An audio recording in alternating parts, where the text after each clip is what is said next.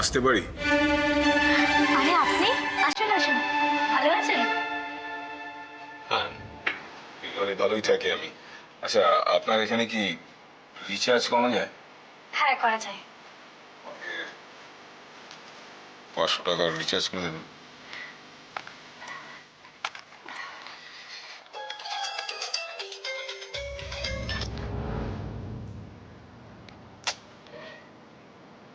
আপনি প্লিজ আমার একটু রিচার্জ করে দেবেন। হ্যাঁ, এটা একটা হচ্ছে, বারবার একটা ফোন আসছে, এটা বারবার এসে কেটে যাচ্ছে কেন বলুন তো?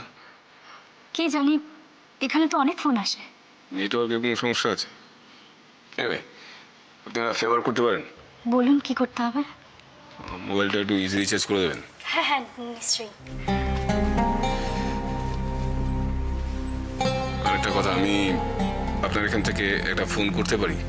হ্যাঁ হ্যাঁ, নিশ্চয়ই করুন। আপনি ভেতর থেকেও করতে পারেন। It's alright. আমার এমন কোনো কথা নেই যা সবার সামনে বলা যাবে না, আপনি শুনলে কিছু এসে যায় না।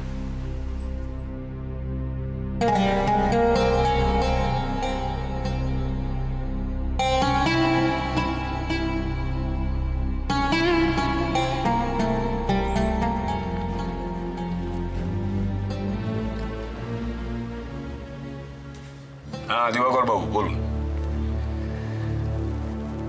আপনি থানায় যেতে চান, ঠিক আছে, না সে যেতেই পারেন, যান, কিন্তু একটা জিনিস একটু খেয়াল রাখবেন, কারণ এরপরে যা ফার্দার ইনকোয়ারি হবে সেগুলোর উত্তর আমি দেব, আপনারা কেউ নন, আমি দেব। দেখুন, আপনি আমাকে এই কেসটার জন্য অ্যাপয়েন্ট করেছেন, সো ইটস মাই ডিউটি। জানুয়ারি by.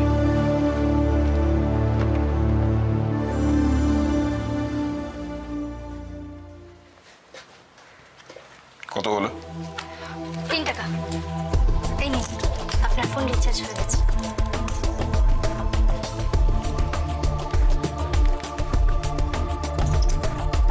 Thanks for your kind cooperation. না না, তাতে কি আছে, এটা আমাকে করতেই হয়। না, সেটা আপনি হেল্প করেন, ওটা আপনার ডিউটি নয়। হ্যাঁ,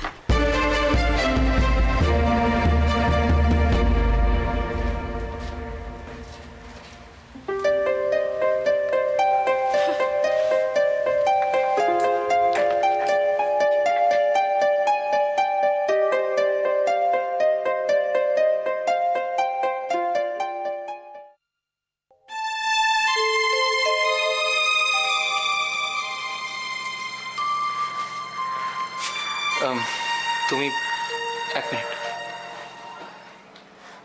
সৈকত,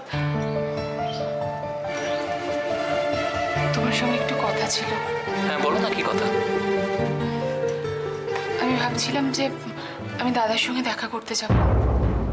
দাদার সঙ্গে? কিন্তু বাবা তো বলছিল যে মিস্টার সিনহা নাকি বারণ করেছেন যেতে। আমি বাবার সঙ্গে কথা বলেছি। ও, তাহলে তো কোনো সমস্যাই নেই। আর আর তুমি একা যাবে কেন? চলো আমিই যাব। তুমি সত্যি বলছো? কেন, আমার কি দাদার জন্য কষ্ট হয় না?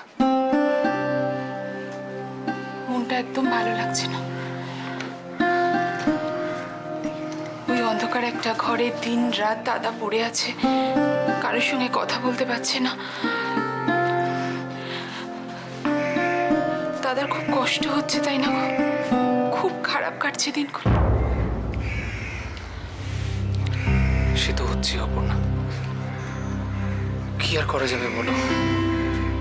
তবে আমার মনে হয় মিস্টার সিনহা খুব বড় লয়ার, তো দাদাকে ঠিক বার করে আনবে, তুমি একদম চিন্তা করো না।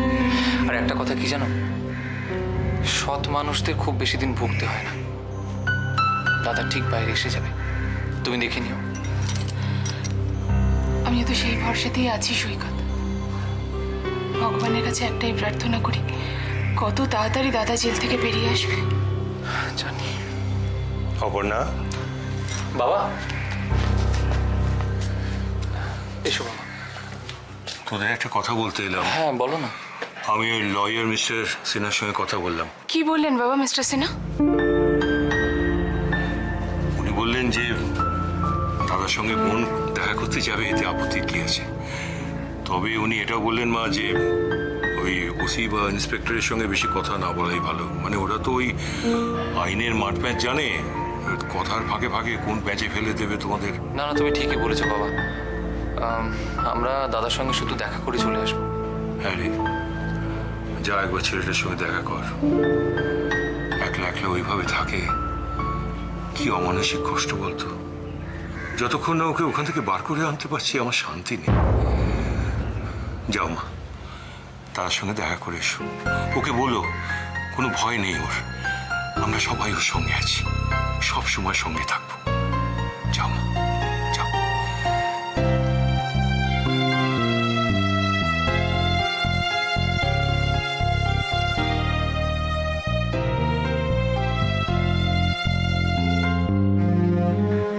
চলো মা। আরে কেমন লাগলো তোর নার্সিং হোমে? খুব ভালো লাগে।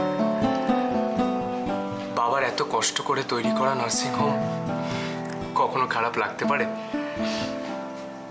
তাছাড়া এত ভালো নার্সিং হোম, এত ভালো ইনফ্রাস্ট্রাকচার, ডিসিপ্লিন, এত ভালো ভালো ডক্টরস, তবু কেউ কেউ নার্সিং হোমের বদনাম করতে চায়। এটা ভাবলেই কেমন খারাপ লাগে। কি করবি বল, এটাই মানুষের ধর্ম। একটা মানুষের সুখ, তার সুনাম আরেকটা মানুষ সহ্য করতে পারে না।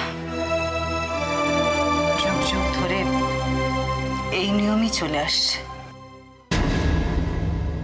কিন্তু মা, তুমি বিশ্বাস করো, আমি নার্সিংহোমের প্রত্যেকটা ডিপার্টমেন্টের সাথে কথা বলেছি, প্রত্যেকটা স্টাফের সাথে কথা বলেছি, তাদের কোনো অসুবিধে আছে কিনা, তাদের কোনো অভিযোগ আছে কিনা, কেউ আমাকে কিচ্ছু বলেনি। সবাই সবাই বাবাকে ভগবানের মতো সম্মান করে। তাছাড়া আমি নার্সিংহোমের প্রত্যেকটা পেশেন্ট, তাদের বাড়ির লোকজন সবার সাথে কথা বলেছি, তাদের কোনো রকমের অভিযোগ নেই, এমনকি ট্রিটমেন্ট নিয়েও কোনো কমপ্লেন নেই। তবুও দেখ না, নার্সিংহোমের সম্বন্ধে কাগজে কত নেগেটিভ পাবলিসিটি বেরোয়। নার্সিংহোমের একজন স্টাফকে পুলিশ অ্যারেস্ট করে নিয়ে গেছে। নার্সিংহোমের বিরুদ্ধে কত রকম অভিযোগ ওঠে। সেই জায়গাটাতেই তো আমার প্রতিবাদ, মা। না না, আমি এত সহজে নার্সিংহোমের সুনাম নষ্ট হতে দেব না, কিছুতেই না। তাই আমি ডক্টরদের সাথে ফোনে কথা বলে একটা বোর্ড মিটিং কল করেছি, সেখানে বাবাও থাকবেন। এই নার্সিংহোমের ঘটনার জন্য ডক্টররাও যথেষ্ট আপসেট, কারণ তারাও তো এই নার্সিংহোমের সাথে জড়িত, তাদের মান সম্মান জড়িয়ে আছে। সে তো বটে। সব ডক্টররা আসতে রাজি হয়েছেন? সবাই আসবেন, আমি প্রত্যেককে রিকোয়েস্ট করেছি আসার জন্য। তাছাড়া আমি চাই না নার্সিংহোমের এই ঘটনার জন্য কোনো ডক্টর আমাদের ভুল বুঝে কিংবা ভয় পেয়ে আমাদের ছেড়ে চলে যান। এই মিটিংয়ে বাবা বক্তব্য রাখবেন। তাছাড়া সবার সামনে এই ব্যাপারটা পরিষ্কার হওয়া খুবই দরকার। আমিও কিছু কিছু পয়েন্ট নোট করেছি, আমিও মিটিংয়ে বলবো। বাহ, খুব ভালো করেছিস। ওই ডক্টররাও তো নার্সিংহোমেরই একটা পার্ট, সুতরাং ওদের সবকিছু জানিয়ে রাখা খুব জরুরি। শুধু তাই নয় মা, আজকে নার্সিংহোমের এই বিপদের দিনে সকলের একসাথে থাকাটা খুবই জরুরি। হ্যাঁ রে ময়ূক, তুই কবে এত বড় হয়ে গেলি রে? এত বুঝদার হয়ে গেলি। আমি তো ভাবতেই পারিনি যে আমার ছেলে এই দুদিন নার্সিংহোমে গিয়ে সবকিছু এত সুন্দরভাবে সামলে নেবে। কি করেছে আমাদের ময়ূক? জানো দিদি, ময়ূক দুদিন নার্সিংহোমে গিয়ে সবকিছুকে সুন্দর গুছিয়ে নিয়েছে। ও সব ডক্টরদের ফোন করে ওদের মিটিং অ্যারেঞ্জ করেছে। খুব ভালো কথা। তা ও করবে না তো কে করবে? কোন বাড়ির ছেলে সেটা দেখতে হবে তো। তবে একটা বিষয় আমি তোকে একটু সাবধান করতে চাই ময়ূক, সন্দীপের এই লিগ্যাল ব্যাপারটা জড়িয়ে পড়ে তুই শুধু শুধু নিজের উজ্জ্বল ভবিষ্যৎটাকে নষ্ট করিস না। তুমি ঠিক কি বলতে চাইছো টুইমা? তুই বুঝতে পারছিস না? পুলিশ এমনি এমনি কাউকে ধরে নিয়ে যায় না, ওদের যা করে করতে দে না। তুই কেন এর মধ্যে জড়িয়ে পড়ছিস? তাছাড়া কথায় বলে পুলিশে ছুলে 36 ঘা, শুধু শুধু নিজের ক্ষতি ডেকে এনে কি লাভ?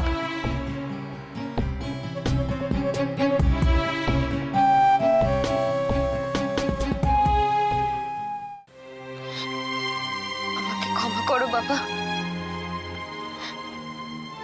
আমাকে ভুল বুঝো না তো। ভুল বোঝাবুঝির কিছু নেই দোয়েল। আমি একটা কথা ভেবে অবাক হয়ে যাচ্ছি, যে এত বড় একটা কথা তুই সকলের কাছ থেকে লুকিয়ে রইলি কি করে? খানিকটা অভিমানও বলতে পারো, তবে কিছুদিন পর তোমরা তো সব জানতেই পারতে। আসলে প্রথমে আমিও ব্যাপারটা বুঝিনি, তারপর যখন জানতে পারলাম ভেবেছিলাম নষ্ট করে দেব, কেউ তো জানতেও পারবে না। এ তুই কি বলছিস? নিজের সন্তানকে তুই নষ্ট করে দিবি? অধিকারী বাড়ির একমাত্র উত্তরাধিকারকে তুই নষ্ট করে দিবি কেন? শুধুমাত্র রুদ্রর উপর রাগে অভিমানে? আর আমরা তোর কেউ নই দোয়েল। তোমরাই তো আমার সব বাবা, তোমাদের কথা ভেবেই তো আমি এই ডিসিশনটা নিতে পারিনি। আরেকজনের জন্য আমি এই ডিসিশন নিতে পারিনি। তিনি হলেন ডক্টর সৎপতি। সৎপতি? হ্যাঁ, উনি আমাকে এই কাজ করতে দেননি। উনি বিষয়টা প্রথম থেকেই জানতেন। আমাকে উনি বললেন, নিজেকে খুনের দায় কেন দায়ী করবেন? আপনি এই কাজ একদম করবেন না, তাহলে সারা জীবন নিজেকে ক্ষমা করতে পারবেন। ঠিক বলেছে, একদম ঠিক কথা বলেছে। এরকম একটা অন্যায় কেউ করে? আচ্ছা দোয়েল, তোর সন্তানের ওপর আমাদেরও তো একটা অধিকার আছে, আছে তো? তুই বুঝিস না যে তোর সন্তান আমাদের কাছে কতটা আদরের হবে, কতটা ভালোবাসার হবে? বুঝিস না? আমি বুঝেছি বাবা, আমি বুঝেছি, কিন্তু বিশ্বাস করো, তখন রাগে দুঃখে ঘৃণায় আমি পাগল হয়ে গেছিলাম। আমার মাথা ঠিক ছিল না, আমি কিছু বুঝতে পারছিলাম না আমি কি করব। যদি এই ডিসিশনটা নিতাম তাহলে সারা জীবন আমি অপরাধ বোধে ভুগতাম বাবা। আর কখনো এই সমস্ত কথা ভাববি না, কখনো না। কি ভাবিস তুই? তোর সন্তান তোর একার? সে আমাদের কেউ নয়? ওকে মানুষ করে তোলার দায়িত্ব আমাদের সকলের। কিন্তু এটা আমি কি করলাম বলতো? কি বাবা? তুই যদি আমাকে আগে বলতিস সোহেল, তাহলে আমি কলকাতা থেকে তোকে নিয়ে আসার সিদ্ধান্ত কিছুতেই নিতাম না। না বাবা, তুমি একদম সঠিক সিদ্ধান্ত নিয়েছো। আমি ওখানে একদম ভালো ছিলাম না। প্রতিদিন প্রতি মুহূর্তে দুঃখ যন্ত্রণা আমি আর সহ্য করতে পারছিলাম না। তুমি তুমি আমাকে বার করে না নিয়ে এলে আমি তো নিজে একা আসতেও পারতাম না। তুমি আমাকে এই কষ্ট থেকে মুক্তি দিয়েছো বাবা। সত্যি বলছি বাবা, আমি খুব কষ্টে ছিলাম। তুই হয়তো ঠিকই বলছিস মা, কিন্তু এখানে একটা অচেনা অজানা জায়গায় আমি যদি সব সামলাতে না পারি। অচেনা অজানা কেন বলছো বাবা? যে কোনো জায়গায় থাকতে থাকতে চেনা হয়ে যায়, আস্তে আস্তে সব মানুষই বন্ধু হয়ে যায়। তাছাড়া এখানে তো তোমার অফিস আছে, অফিসের স্টাফরা আছে, তাদেরকে ফোন করলে তারা যে কোনো সময় হাজির হয়ে যাবে। তা হয়তো যাবেন,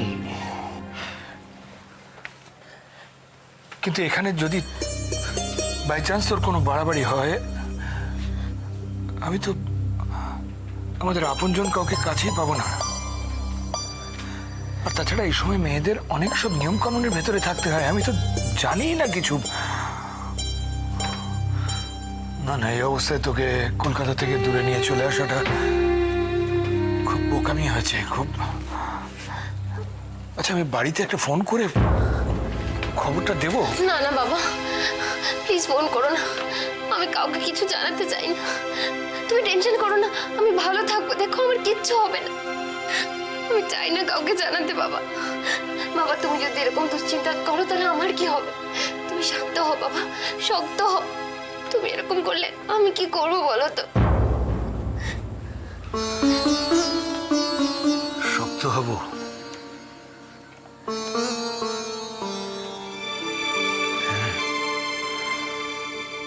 শক্ত তো আমাকে হতেই হবে। এসো।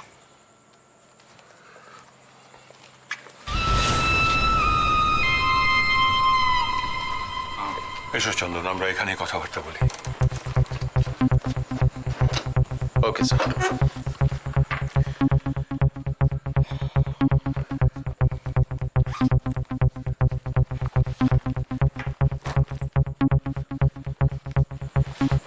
So,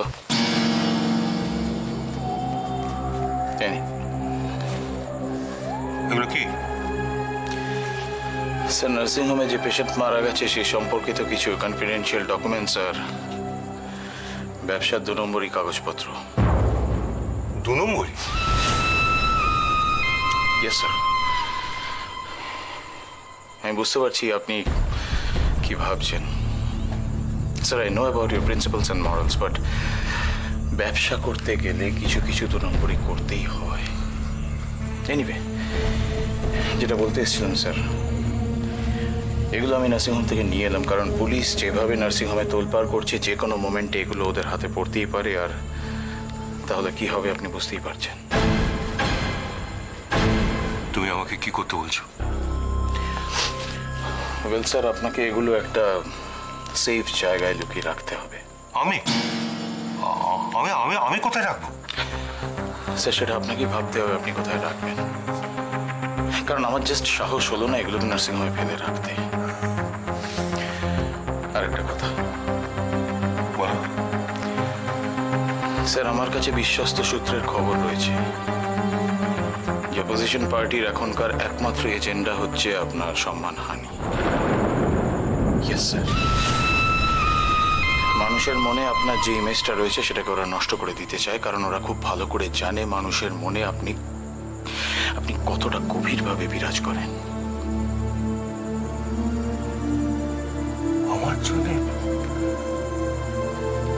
আমার জন্য ওরা আমার নার্সিংহোমের সম্মান নিয়ে চিনিমিনি খেলছে।